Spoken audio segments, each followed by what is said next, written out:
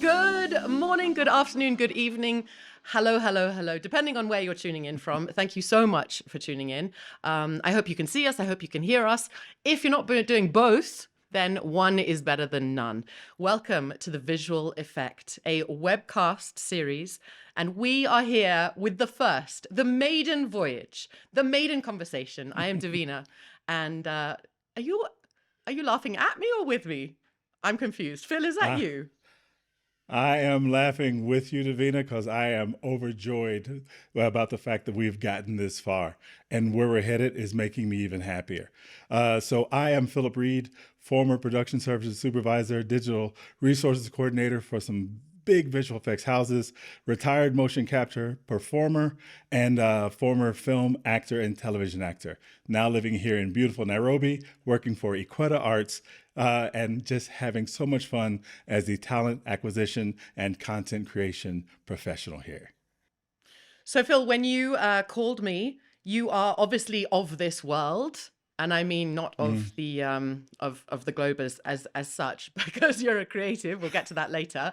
But you're of the visual effects world, the VFX or whatever the jargon is. But I'm completely far away from that. I'm more script writing. I'm more stage. I'm more set life in general.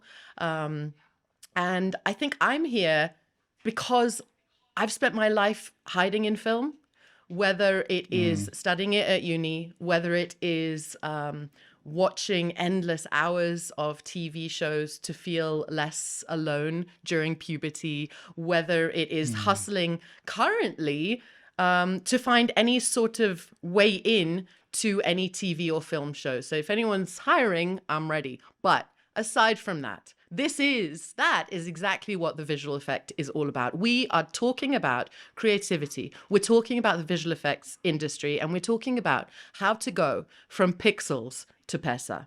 We are both in Nairobi, Kenya, but we have a guest here with us today, and he is way further away. Phil, who are we grilling today? Oh, well, I'm going to have to confess there's no way I could grill this gentleman because he's more of a brother to me.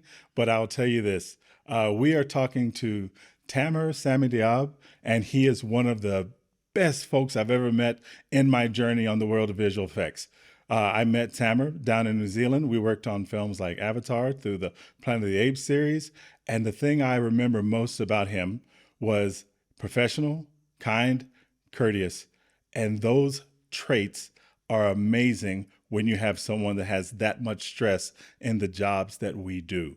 So he is amazing and professional, but I believe that's the story he needs to tell everyone watching, because I want people to know what it is you can do to find your way into the visual effects industry all the way from wherever you're watching right now. So TAMIR, please, without further ado, do your thing, man. Do your thing. Thank you both so much for having me. This is so exciting. I'd love to, where can I start? I would love to know like exactly how to address the community there in Nairobi. Davina, is there any questions like you kind of want to start with, or should I just kind of give you a little bit of a background of What makes you you? I am a combination of, I guess, all my experiences, and I consider myself to be a kind and patient human being. I think that's a product of my upbringing, the culture that we kind of held on to here in the United States. And then, like Phil said, we were blessed, I believe, to meet all the wonderful people that we met in Wellington. That was a decade of my life, which was, a very important decade of my life, and getting to meet all these wonderful humans from all over the world helped shape who I believe I am now, which is a little bit more cultured than I was before I left the United States. So that's kind of, yeah. I have used art and drama as a coping mechanism. What is it, Tamir, for you about the world of creativity and art that is it an escape for you? Is it a coping strategy? What do you think? That's a really good question, actually, because I do remember as a kid, I'd always kind of just go off on my own and just sit there and draw things and sketch, and um, I did get lost in nature a lot. So I just go around and trying to catch frogs and little bunnies and things like that. So like I'm just out on my own. I do think that there was a little bit, yeah, like of an escape, but I just felt at peace. I guess I didn't look at it as an escape as much as, um, wow, like people are paid to do this. This is incredible, you know. So, Hmm. and I think I just took it for granted that these movies that were made, I just didn't know how they were made. Like I just watched and consumed things. But then when you start seeing the behind the scenes, and you're like, wow, okay, someone spent a lot of time making this look pretty. Um, that became something very appealing to me for sure. Yeah. So a lot of what the visual effect is trying to do is bringing the prospect of actually making a living through art and visual effects to Kenya.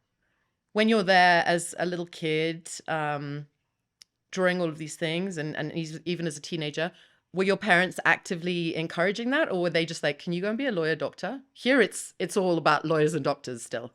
Right. Yeah. Yeah. So they were very encouraging of the fact, like they loved the fact that I drew, and they're like, "Oh, this is really nice," and but I think that it was always kind of seen as, "Oh, that's a hobby. Like that's great. It's cool that you can draw and enjoy that." But there was very much that idea of like lawyer, doctor, engineer. My father was an engineer. My mother was a doctor, and I think a lot of immigrant families do push that on their kids, and I get that because especially if you're coming from another country and you're trying to make a new life, you want that stability. And I think it's just a lack of education on the parents' side of like, okay, what is there out there for my kids? So like if your kid is, or let's say us as young adults, or not me, but like, young adults in Kenya, let's say, are looking for new uh, career paths, it's just about the education around it. And I think we need a lot more people that are in the arts and entertainment industry, just so that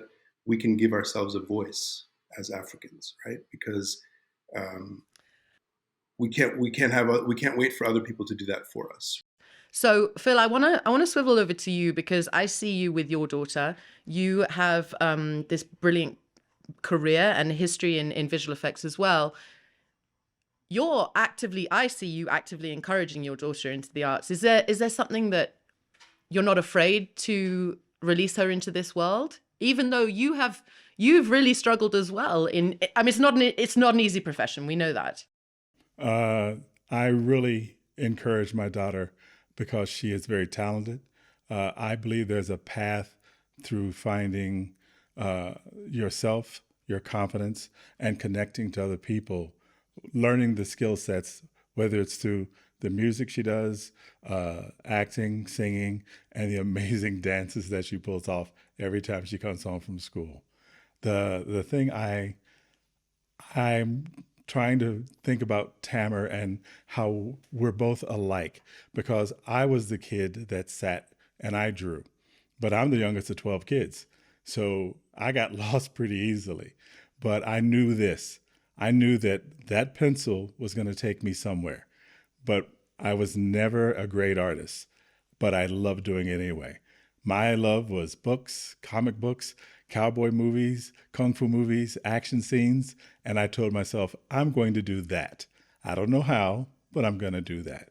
And through all the crazy careers I did, from soldier to California State Peace Officer to eventually finding my way through video games and working in Japan, I got very fortunate. And one very kind man asked me to work on a movie called What Dreams May Come with Robin Williams. And Tamara, you mentioned there's so many careers, and there are, because I know I'm not an artist. I didn't know how to work a camera. Why do you want me to work on this movie? And they told me they needed someone who could sit still and manage a lot of data and deal with a lot of different personalities. I'm like, okay, data manager. All right. And I told him it really sounds boring, but they also said, didn't you used to sit in the tower at night and just look at a prison and a fence for hours upon hours? I said, yeah, it's true. That's like data management. So give it a shot. And I fell in love with it. And the opportunity to meet all these amazing, famous people, hear their stories, become part of their lives. I have to tell most people when I'm speaking, my life sounds like a lie. I've done so much thanks to visual effects and being brave enough to step out and attempt all these things. Now, the thing that I do here, I'm really working hard for folks to understand beyond just the visual effect. When we first moved here, I sent something out on one of the socials to all my friends, and I said, we're going to make something big happen in Kenya with visual effects. If we do this, would you guys join us? I got 95 replies back in 20 minutes. 95 people. A visual effects team, one that's really good, 10, 20, 30 is amazing. 95 people blew my mind. And now we're at that point where talking to TAMIR, having you here, Davina, to coordinate and navigate the questions that, we don't ask ourselves will help us develop the whole platform of how we can introduce the world of visual effects to these wonderful young people here with all their technical skills and being in the Silicon Savannah and just hungry for knowledge. And I'm really interested, Tamer, with just how you got started. And I'm sure Davina's going to ask that too, because all these guys hopefully are sitting, and girls are sitting and watching and thinking, okay, you guys have talked a big talk, but where's the path that says A, B, C, D, and this will set me free? Part of the I guess perk of working at a university as a professor is that you get a free class each semester. I happened to be at a friend's house one weekend, and we were watching something on, I don't know, Nickelodeon or HBO, I don't know, something, and they had a behind the scenes episode of visual effects. And it was just one of those moments, like a lazy afternoon, kind of just sitting there with your buddies, and they're talking and stuff. And I'm just watching this, like, what is it? Like, this looks amazing. So when I got into work the next Monday, I looked up classes in 3D, and they had an introduction to 3D animation at George Mason University. I was like, oh, let me try this. I got in, and I was just in love. I was like, this is exactly. I feel like you were amazing at it. You're killing me. No, You were amazing straight away, weren't I you? was not. I was not at all. No way. You were, No, no, Tama. no, no, no. Yeah, I wasn't at all. It was just like this new world of, like, imagine a little kid. I have a 3.5-year-old, and we took him into a toy store the other day, and literally just watching him, and it's like a little kid in a toy store. You're just like, this is insane. There's so many tools. There's so many. So that's where I kind of began my sort of love for 3D, and like, oh my gosh, okay, there's something here. There's a path, and like like you were saying, Phil, like with your pencil, you're like, something. This is going to get me somewhere, right? And I just felt it in this class. I was like, okay, I don't know where this is taking me, but it's taking me to some form of better expression of myself. Like, I felt like, okay, I can do something with this that makes me feel happier. We need to meditate on that for a little bit, because I know that your career is kind of circling you back to your psychology roots. Mm-hmm. But I just wanted to revisit this statement, and I'm never going to say it as well as you did, but this was a better expression of myself. Yes, yes. I just felt like, I mean, I love the psychology, love the public health research. It's helping people. I think that maybe many artists feel like, okay, uh, it would be nice to produce something and then see it a little bit sooner. With public health, a lot of the things that you work on take years and years to see, any sort of results, and that's beautiful in and of itself. But there's something about creating a piece of art, or let's say a small short little clip, that you can show friends or family and then get a reaction. You're like, oh wow, that's cool, or it didn't work at all, let me try something else, right? So I say all of this like in terms of like, okay, so I went to Vancouver Film School and studied 3D animation, but to your point, Phil, about like, okay, speaking to the young, audience in terms of like, okay, well, what is their path? I actually think that this is like the best time because over the past 10 years, I would say, Unreal Engine, okay, has been just a huge disruptor in the entire community in terms of like industry, film, games, all of it, right? But the like the accessibility of Unreal Engine to any community, whether you're in Kenya, whether you're in Egypt, whether you're wherever, it's a lot. Yes, Tamir, Davina looks like she has a Can I, question like, yes, I'm what is I'm Unreal Engine? I'm the baby. I'm sorry. I'm like, wait, wait, Yes, wait, wait. yes, Vocab check, vocab check. yes. What is Unreal Engine? And it sounds like the most amazing dating app. What's Unreal Engine again?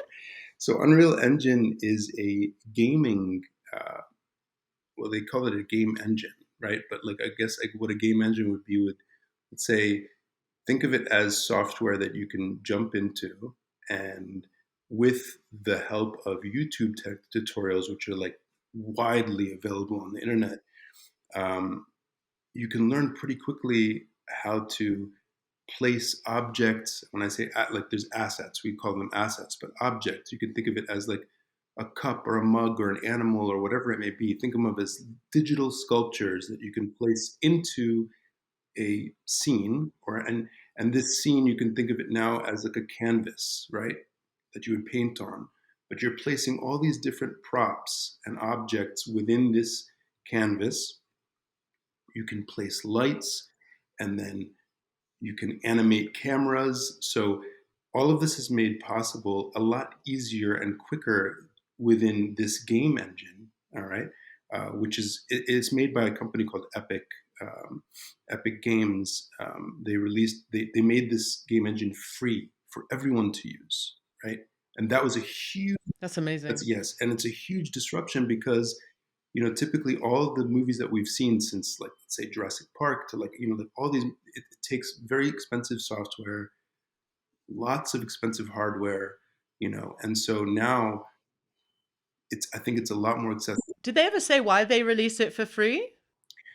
Out of the goodness of their hearts, or they just wanted to mess stuff up? You know what? Because everything else is so expensive. I would need to do more Hmm. research on this, but like I think it's this idea of like just giving an open source sort of platform for people to create and help others create, right? So um, it's Wow. brilliant in the sense that like they have a clause. Epic Games has a clause where they say you can use our software for free, create whatever you want, right? Now, if you go and sell something, or you sell a product, or sell a film, or whatever it may be, if you make over $1 million, then you pay us a little percentage, which is like that's a great problem to have, So it's like it's Oh, I Hmm. love them. brilliant. It's brilliant, right? Hmm. And so that has opened a lot of doors. In fact, I'm helping with a film right now that's being done in Unreal Engine, and it's the same sort of like I am a lot older, so like I've seen it like I've seen the industry go from like different software packages like Softimage and Maya, things like that. But now you have these game engines that allow you to do anything from games. You can create a small game. You can create a small little short film. You can create just little just pieces of art. So um, anyway, I would love to jump into that more. But I think that the reason I mention this is because for all the students listening that are thinking about like, okay, well, how do I actually get into this?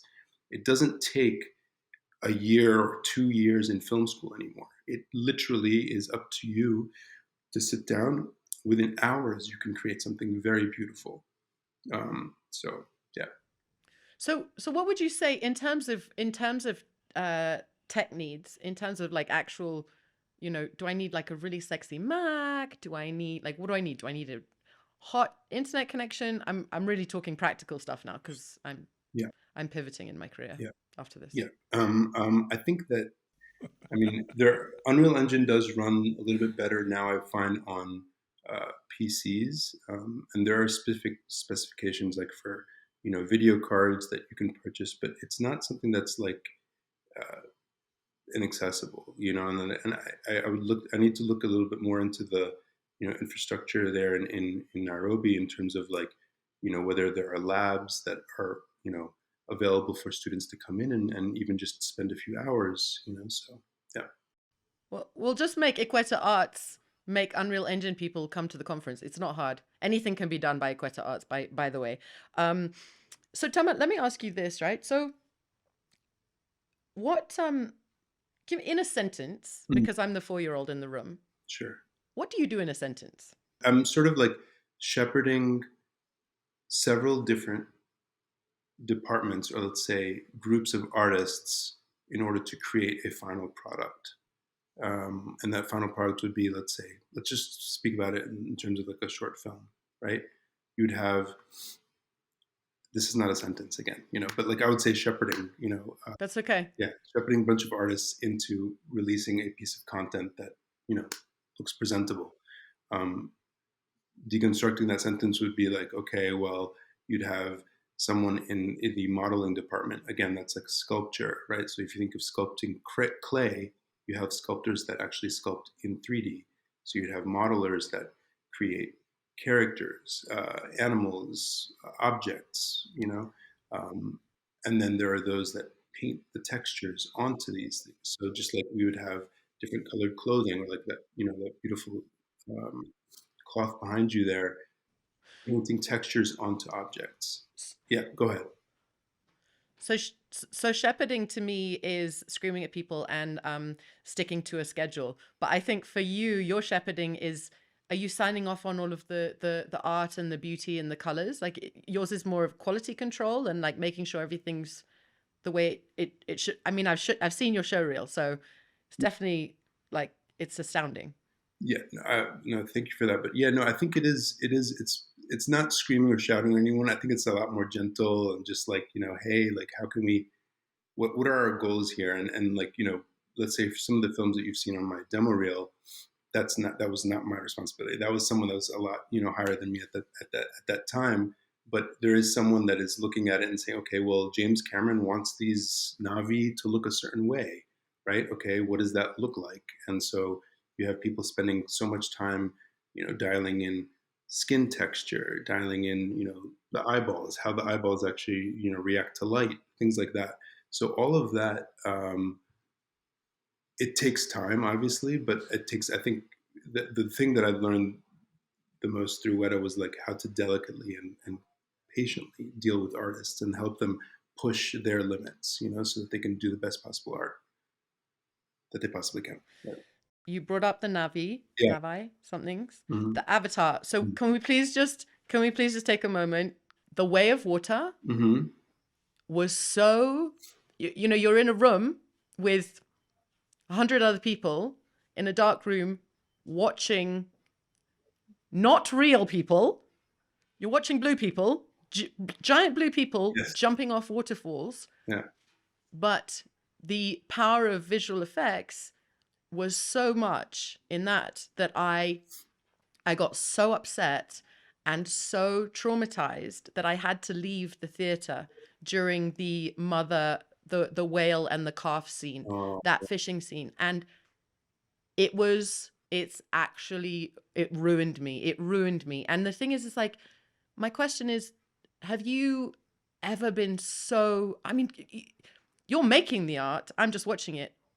Has reality and what you're creating, has that ever blurred, and has it ever got too much? so disclaimer: I didn't get to work on Way of Water. I wish I did, but I worked on the first Avatar. Okay. But I do know the scene that you're speaking about, and that touched me. Like I was like, wow, this is amazing. But this is something that I think Weta has just been so good at, is that they're able to really capture those emotions. I have the opposite. So I worked on Ice Age 2 way back in my career, and it was one of the like it's the first film that I was really really happy about. Like, oh my god, like Scrat, the little squirrely rat thing. And I remember going to the movies to check it out, Now, when you first worked on a film, you're like super excited to see the things that you worked on too, right? Like you want to watch the entire film, but obviously you're like, oh my God, how's my shot or how's the stuff that I've done look? So as my stuff was coming up, as the shot was coming up on the screen, there was a girl standing right next to me. She must have been like 4 or 5 years old. And she couldn't, she wasn't sitting. She couldn't sit. She was like screaming, like so excited about this Scrat character. And I was distracted from the film. And I remember thinking like, why can't she just be quiet for a second? Because I want to focus. And then I realized this is exactly why we were doing this, is for her, is for her to actually be like so immersed and feel this so much, so um in terms of on the sadder side of things, I don't know if I do remember on the very first Avatar, I made it a point not to watch, because when you're working on these films at a visual effects company, you can have access to the entire edit of the film. So you can watch most of it. It won't be completed, but you'll get the idea. And I made it a point not to watch it because I wanted to be surprised in the movie theater. When I went to see Avatar, there was one sequence where the Navi are jumping, they're like in the floating mountains sequence, and they're jumping on these floating mountains. And it was the first time in, like, I would say decades, that I felt like a child watching a fun movie. And I was like, oh my God, like this, I want to be there. Like I wanted to be there, So that was something that was That really floating beautiful. mountain sequence is one of my favorites because that is the one that Yvonne got the her and her team got the Visual Effects Society Award for, Oh, and it's one of those things that you get to put out in front and say, yes, this Kenyan who nobody knew got to be part of a team that made this amazing thing that achieved this award. That's one of the coolest things about Avatar and how people come from all over the world mhm. and collaborate on this to make this one movie so everyone can enjoy. It is so nice and simple in its idea, but the complexities of giving people the visuals they want to consume nowadays, it's more and more complicated. And I'm sorry, I was looking at something technical when you were talking about Unreal. We're we have Unreal here, and the reason why I'm talking to you is because I found a bunch of Unreal artists right here in Parklands, not far from where we live now. When I think about the possibilities of all the things that we are going to be able to do, Mhm. I shake because I know what's here, and I want people to know. I want the folks. Let's be honest. I want the people who have money to know what's here, Mm, so they can help us build what's here. mm, I want the kids to see there's more to just like, oh, I wish I could, and just do it. There's so much more opportunity and possibility when the right people come together. And that's why I'm loving this visual effect webcast right now. Somehow, all this combined, even if it gets one kid who goes, huh, I'll give that a try. And you don't know what you're gonna end up with. You yeah. might have the next James Cameron, you might have the next Mhm. Andy Serkis, because there's so many different elements to what we're trying to achieve. And the beauty of this, Davina's already in visual effects and she doesn't know it, because if Davina didn't do film and TV or even stage and have that craft of acting, we wouldn't have anything to work on. So this is the thing that I want everyone to understand watching this visual effect. The visual effect isn't just technology. The visual effects is to be able to tell a story, to be able to make people feel like emotion, to bring out all this talent and whatever you're trying to convey out to the world. The visual effect will allow that if we just sit down, think straight, and figure out how to do it step by step Mhm. with all the people that we know. Actually, what we're all touching on and not naming is that art is the universal language. So, Tama, I want you to Yeah. maybe kind of tap into that and see, has, has your heritage come through your art? Are you trying to find ways to bring it in? What is art universal for you? Yeah, absolutely, absolutely. I agree with you. Yeah, I mean that's. I'm just going to rewind because one thing you just triggered there was this idea of like when I first got to New Zealand, um, or like Weta more specifically. It's crazy to say this, but like I hadn't met any. I hadn't met. I don't think I'd met any German. Any like I hadn't met any Germans at all. I don't think I'd met anyone from Kenya. I don't think I'd met anyone from like it's just it was such a great melting pot to meet all these people there. And then another really cool thing is that everyone was very open about talking about everything. It was like politics, religion, everything was just open and free, and there was no drama. Whereas, like here in the States, I think there's a little bit of that. But yeah, I mean, I think it's interesting because the heritage in my art, that's something that I'm actually working towards right now. I mean, I think most of my career has kind of been like, okay, do the job that you've been given, you know. But ever since I've been sort of messing with Unreal Engine, I'm really trying to get into music, which I find to be even more kind of universally kind of expressive in the sense of like um, music touches everyone, right? So like whether you watch film or enjoy film or not, music usually attaches some sort of memory or emotion, especially your favorite songs, right? So I am in touch with artists that I want that want to sort of get a message of peace out, like given obviously like what's happening in the world right now. Um, that's something that's very important to me is speaking up for people that don't have a voice, right? So I think art and music does that wonderfully, um, and because we also live in a time where like we don't want to be preached at, like people don't enjoy being told what to believe and how to believe it and what's right and what's wrong. So doing things that are in a subtle but you know sincerely created, I think are things that actually get reach out to people. I love watching people, especially because of emotion, and the words that you're saying.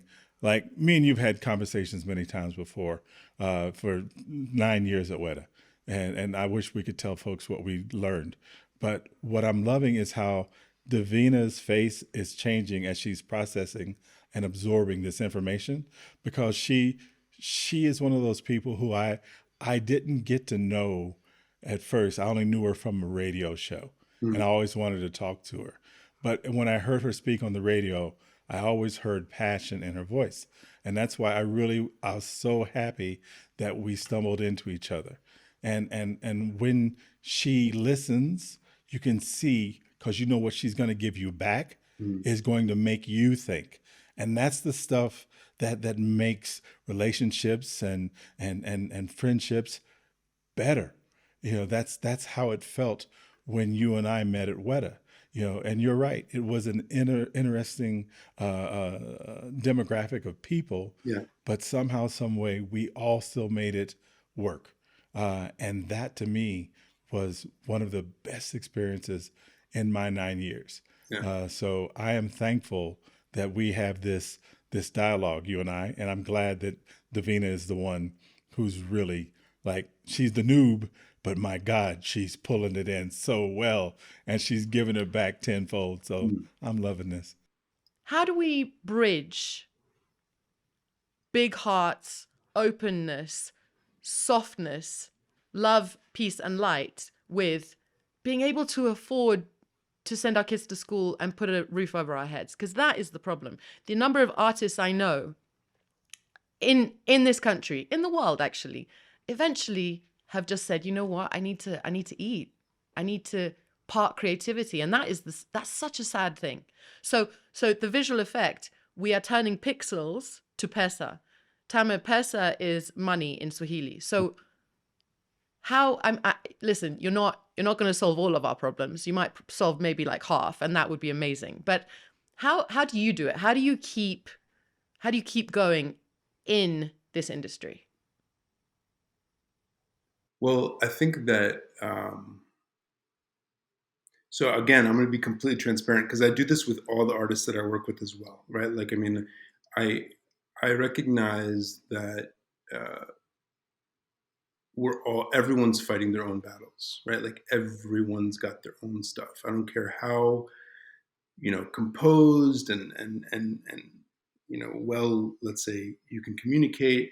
Everyone's got stuff that they're dealing with, and you know, one thing that I realized once I started, let's say leading teams is, you could just people could have an off day. You come in and an artist has got they look like they're not doing so great, and just taking them aside for a few moments and asking them, are you okay? Um, that I think has been the biggest. That's been the biggest uh, help in terms of like just getting through. Because then when if someone that's in a supervisory, let's say, role can take you aside and ask you if you're okay, um, and take that time without you feeling threatened that you may lose your job because you're not, a robot Mm. and just, completing your tasks, that allows for that kind of atmosphere, that allows for that kind of environment. And I think that what we're going to find is people that are more in tune with this, let's say, emotional intelligence of what their team is going through is going to be how the future. Like I feel like companies are starting to veer in that direction, just because we got to think the younger generations is that is important to them. Mental health is important to them. So we we came from a time where it's like, okay, well, just get it done, 80, 90, 100-hour weeks like crazy, and you just don't think about it. You just do it because Hmm. you're passionate about it, which is lovely. But at the end of the day, if you do that for 10 years, it will take its toll. It'll wear you down. Yeah. Uh, when we did all the work we were doing in 2009 on Avatar, and we went from 800 people to 1,500 people. You remember my job. I got to yell at everybody, Yeah. but I made sure that I was never mean when I did my yelling. I made sure that we understood we were all working on the same thing with the same end game. And that balance of understanding is what I believe is necessary throughout everything that we're trying to do, not just visual effects, but everything in the world. If we would just take time to do what we're doing now, have a civil conversation, understand one another, and try and achieve the same goals, I think, yeah, we'd be all right. The thing I was going to tell Davina, when the kids are struggling and they're having it tough and they're wondering like, oh, I got to eat. The one thing I will always tell every kid that I talk to who thought they couldn't make it, prove yourself through the work. Just do it through the work the best you can. And if you realize you can't, that's okay. Mhm. Because there's other things within visual effects that you can turn to if you need to. Mhm. And I've seen great artists become amazing coordinators, associate producers. It's just artist managers. There's so much more than just pixels to pesa. There's also people to personalities to a good place.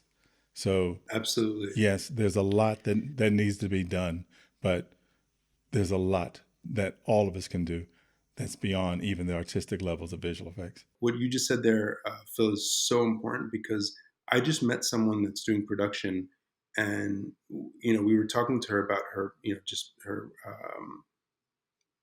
like her career, and she said that when she went to school, she was trained in animation, she was trained in everything, but that she pretty quickly realized, you know what, I don't think I'm necessarily going to be doing animation, and she stuck to production, and production is the glue in the entire Mm-hmm.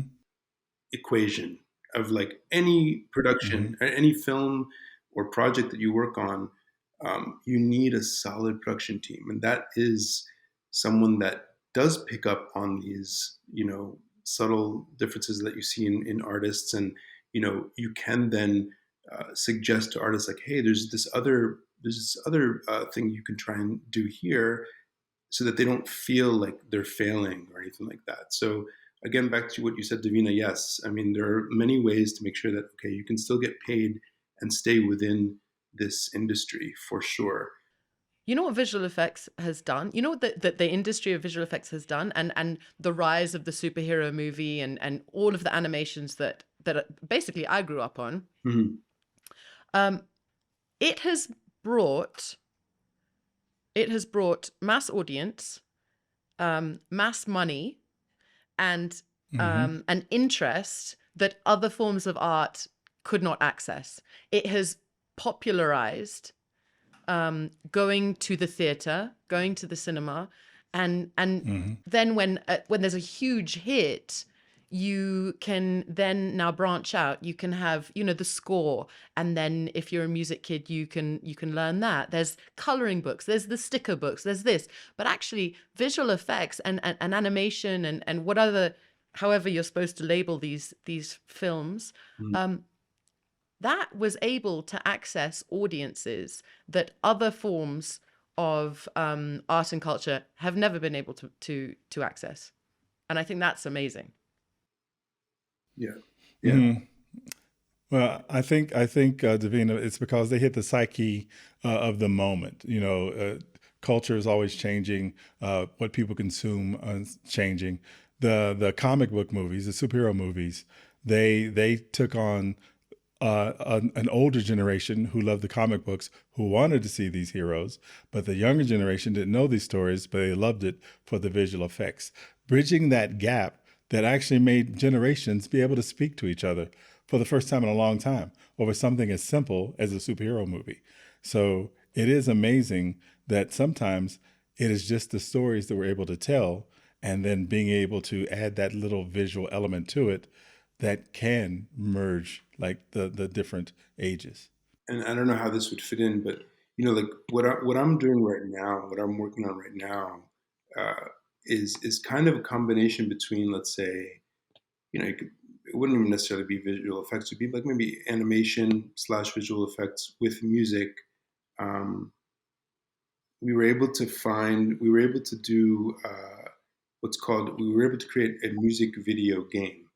So like if you think about music videos we've had since MTV way back when, and then games. Obviously, we know the game industry is massive. It's larger than film and music combined, um, and so we were able to take a short clip of a song, so 30 seconds from a song, and then have people go through almost like a game like experiential type environment, as if you're walking through a video game, but you're listening to this musician's track or different stems of that track. And we were able to like 5x, I think, or 6x the time of engagement. So a lot of these musicians are, they're depending on Spotify to get streams, but just the way that's set up is just it doesn't really help the artist, unless they have a huge hit, right? Which is rare. So one thing we've been looking into is like, okay, well, how can we use this new game technology that is, again, it's used very widely in visual effects as well. But how can we use this to help people consume music and perhaps maybe other things like art and fashion? I mean, the one sheet that you sent me with the amazing artists from Kenya, it's such a rich, vibrant style, and there's so many ways to engage audiences, right? And so, like, if you're into fashion, or if you're into music, or if you're into just graffiti, um, I think it's a super exciting time to be doing this for Kenya and Africa at large, because there are so many like beautifully creative minds out there, and they just need to know what tools there are at their disposal in order for them to take their craft and open it to a larger audience, right? So, yeah. Mm.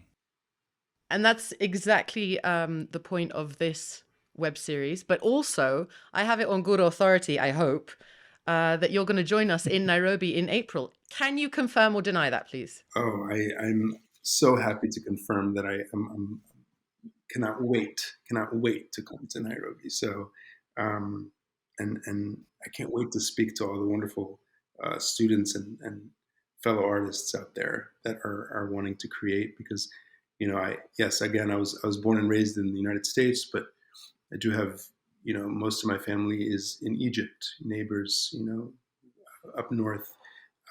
So being able to collaborate with fellow African brothers and sisters would be absolutely a dream of mine. So yeah. Well, you'll be sitting and listening, actively listening, but you'll also be presenting at our 2-day conference in April. Now, I'm so excited because you have prepared something for us. I gave you homework. Oh yes. And I said to you, Tama, we've heard all about your illustrious career and your brilliant practice, but we want, as someone who's never been to Kenya, has never been to Nairobi, we want you to respond to the word Nairobi. The Mhm. stimulus was Nairobi, and you prepared something for us. Do you want to just talk to us about how you got to where you got to? Yeah, sure. So actually, so when you first gave me that, I started looking up Nairobi, and I saw this beautiful city, and I was thinking of doing something in the city. But I guess when I think of Kenya, I always think of savannah, and so I was very kind of attracted to that. And the other thing that I kind of kept in mind was that we are talking to artists that I want them to feel that there isn't that much of a gap. Like they don't need to go too far in order for them to create something beautiful. So, in fact, the image that I did create was made in Unreal Engine, and again, this is to show how simple it is. And perhaps in Nairobi, we'll have a little computer set up, and we can even just show some artists like how quickly they can do things. But um, there was they have these things called packs, and packs are just sort of like uh, it's a collection of these objects that we were speaking about earlier. So they had this pack of these low res acacia trees in a savanna type environment. So what I did was I opened up this environment and basically found a spot where like I had a nice cluster of trees and then placed a sun behind it to make it appear to be like sort of like a sunrise or even sunset type vibe, and just kind of tweaked the colors until it felt like warm and fuzzy to me. Like, because I guess to me it's like, oh, that's the kind of image I expect to see. Hopefully, maybe if I come to Savannah, but just to the audience, I want them to know like that this is something that if you're shown how it was done, you could very quickly come up with images very, very similar to this. And this is meant to be sort of like, a motivation, like, whoa, like this is doable. Yes, it is absolutely doable. And um, that is just the bare minimum in terms of like, okay, well, these are some shapes that look like trees that you'd find in Kenya, and this is the type of environment that looks like Kenya. But you can then take any of the things that are in your imagination, what you've drawn, the colors that you're thinking about, and create something very similar. So, yeah, So, Tama, very last question from me, if you don't mind. sure. If you had all the time, all of the money, all of the whatever it is you need, skill, whatever, we've heard you've got the skill though, what project would you make and why?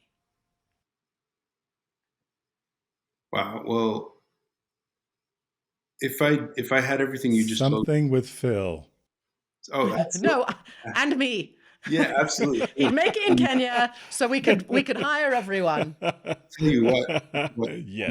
to be completely honest, if I had everything you just mentioned there, I would be working on a project that I did begin with Phil and Yvonne actually back in New Zealand. I spoke to them about a project that's very important to me, um, about a Palestinian girl actually, um, and uh, I personally, I don't know when this happened, and I'm still looking into it. You guys can wish me luck and stuff, but I personally had this thing happen where I started getting these anxiety attacks where I just lock up. So there's freeze and there's fight or flight, right?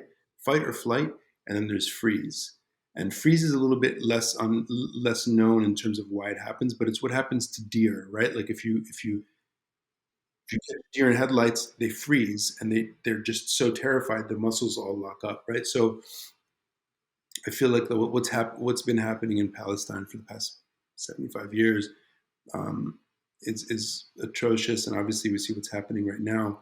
But there was an idea that about a young little girl who suffers with this, this problem of like, she's just so traumatized that she has these lockups. But when she does lock up, she almost has this unknown power that she has. It's like a telekinesis kind of thing. So things start floating and moving.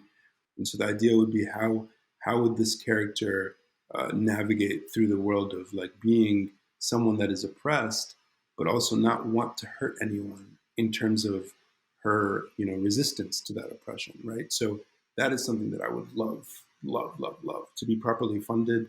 But right now, I think that that's a little bit harder to do. But I think that if what you just said there was available to me, I would love to do something like that for sure. So now we need to make Pixels to Pesa and get that funded, Phil. Over to you. Yeah. Well, all I can tell you is this, Tamir. I came here 5 years ago, and I know to everybody it was a dream. And I believe, as corny as it sounds, that quote from Wonka, every good thing started from a dream. So I'm going to hold on to mine. You hold on to yours. And then let's make those dreams ours and other people's. Let's make the visual effect reality. Because remember this too, dreams, right, without conviction are still just dreams. So we've got to do this thing right. Davina, thank you so much. You've been amazing. Tamir, all the love in the world from you, brother. All the love in the world. Look forward to seeing you. Thank you guys for watching. Phil, thank you so much, Davina. And looking forward to meeting you all. Thank you. Thank you. See you in April, and we will see you next month when we upload episode 2 of The Visual Effect. Good night, or good morning, or good afternoon. Caesar, Lord.